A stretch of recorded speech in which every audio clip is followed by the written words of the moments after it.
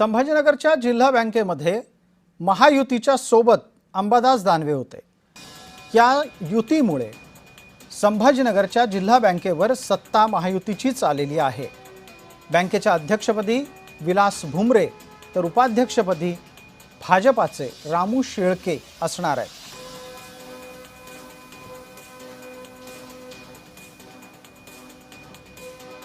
म्हणल्यानंतर एक शेतकऱ्याचा आत्मा आहे।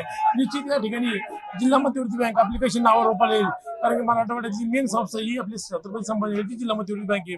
ही नावावर रूपाला कशी येईल, या बँकेच्या माध्यमातून शेतकऱ्याला कसं बँकेचा फायदा करून देता येईल, या दृष्टिकोनातून या ठिकाणी अध्यक्ष म्हणून असेल, उपाध्यक्ष शेळके काका असतील आणि आमचं संचालक बोर्ड असेल, सर्व निश्चित या ठिकाणी जिल्ह्यातील सर्व नेते मंडळीचे मनापासून आभार व्यक्त कराल का त्यांनी आमची बिनविरोध निवड केली। या निवडणुकीमध्ये आम्ही तिन्ही पक्ष मिळून जवळजवळ 19 ठिकाणी विजय प्राप्त केला आणि तिघांनी एकत्र बसून ही निवडणूक लढायचा असा निर्णय घेतला। आज आमचा असा ठरला आहे की पहिले 2 वर्ष शिवसेनेचा अध्यक्ष राहील आणि पुढच्या 3 वर्षामध्ये भाजप आणि एनसीपीचे म्हणजे 2 वर्ष भाजप आणि 1 वर्ष एनसीपी असा आमचा फॉर्म्युला सध्या ठरलेला आहे आणि त्या पद्धतीने आम्ही निवडणूक लढणार आहोत।